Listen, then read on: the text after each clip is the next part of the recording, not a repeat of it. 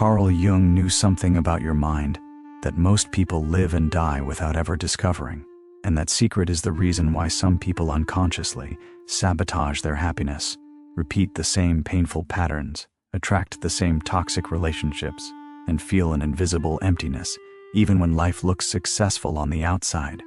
Because Jung understood that the greatest prison a human being can live in is not poverty, not trauma, not society, but unconsciousness, the state of living without knowing who is really pulling the strings inside your mind. Because Jung saw what others refuse to look at, that the human personality is not a single voice but a crowded room, filled with forgotten memories, suppressed emotions, inherited instincts, cultural programming, and ancient archetypes that silently influence every decision you make. And he realized that until a person becomes aware of these hidden forces, they will call their fate destiny, while never realizing it was their own unconscious mind writing the script all along. Because what you do not confront within you does not disappear. It controls you from the shadows. And this is where Jung's most disturbing and liberating idea begins. The shadow.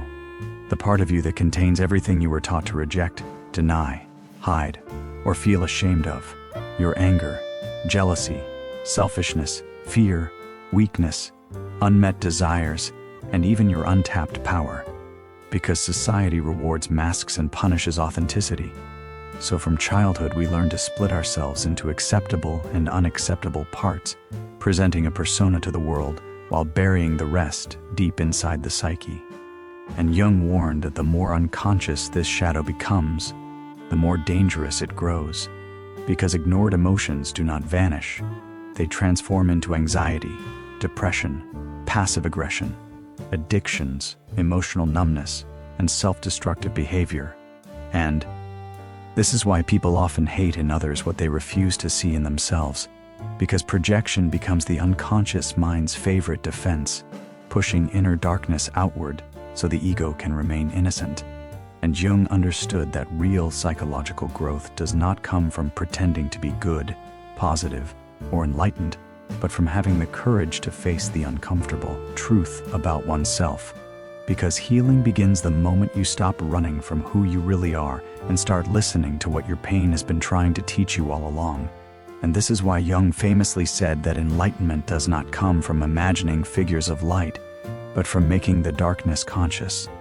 Because ignoring your shadow does not make you pure, it makes you divided, and a divided mind is easy to manipulate, easy to control, easy to keep stuck in cycles of fear and validation.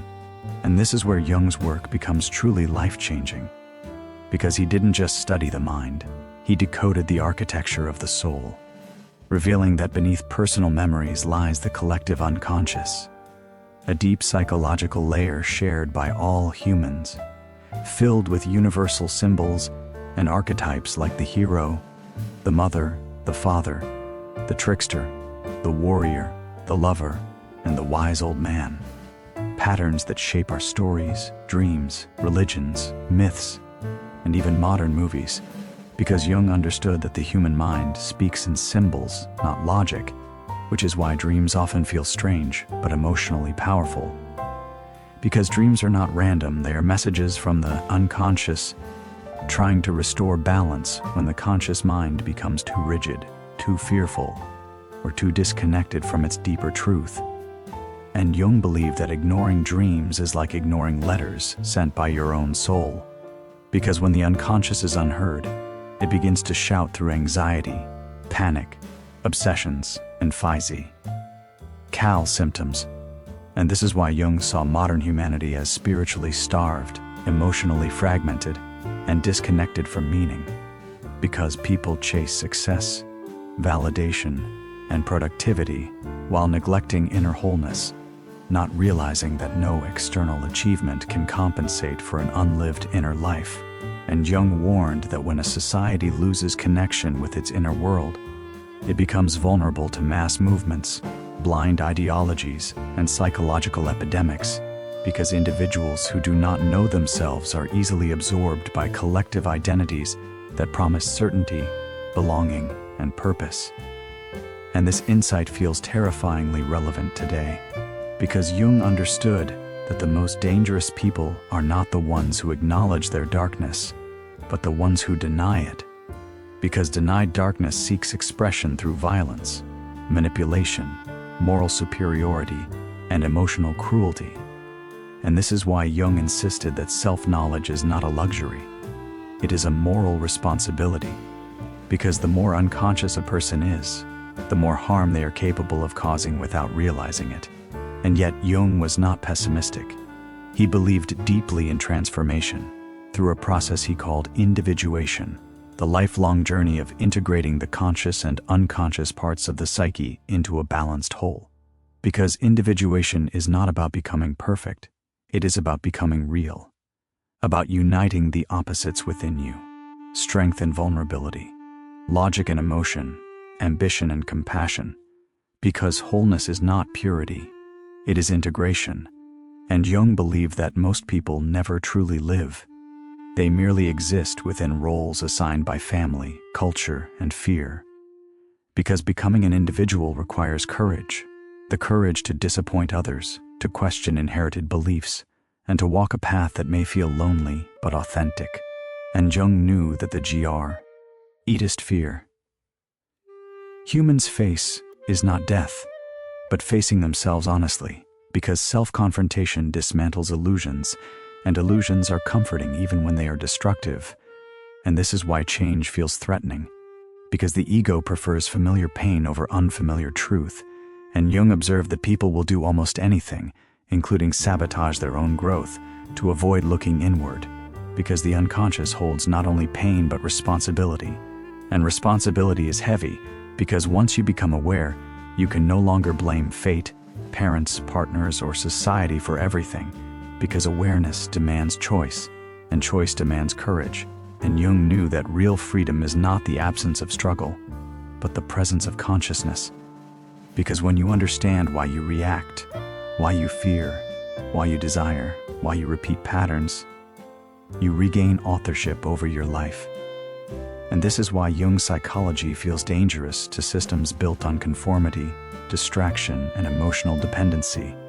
Because a conscious individual is harder to manipulate, harder to shame, harder to control through fear. And this is why Jung emphasized the importance of inner work, solitude, reflection, and symbolic understanding. Because noise keeps people unconscious, while silence forces the mind to speak. And Jung understood that modern humans avoid silence because silence brings up the shadow, unresolved grief, unmet needs, and buried questions about meaning. And yet within that discomfort lies the gateway to transformation, because Jung believed that every crisis is an invitation to growth. Every breakdown carries the seed of a breakthrough, and every emotional wound points toward a neglected part of the self asking to be integrated. And this is why Jung did not see mental suffering as a flaw, but as a signal. Because the psyche always strives for balance, and when life becomes too one-sided, too rational, too external, the unconscious intervenes to restore wholeness, sometimes gently through dreams, sometimes violently through breakdowns. And Jung warned that when people ignore these signals, they pay the price through chronic dissatisfaction, emptiness, and loss of meaning. And this is why Jung's ideas feel timeless, because they address the deepest human hunger, the hunger to understand oneself, to feel whole, to live with purpose, and to stop being a stranger to one's own mind. And this is why Jung's greatest message was not about theory, but about courage, the courage to descend into your inner world, to meet your shadow without judgment, to listen to your dreams without fear, to question your persona without shame, and to choose authenticity over approval. Because Jung knew that the most important journey a human being can take is not across countries, careers, or relationships, but inward, toward the center of the self. Because when you integrate your darkness, you stop fearing it. When you understand your mind, you stop being controlled by it. And when you become whole, you no longer search outside for what can only be found within. And that is what Carl Jung knew about your mind. And that is why his psychology does not just explain life. It has the power to change it forever.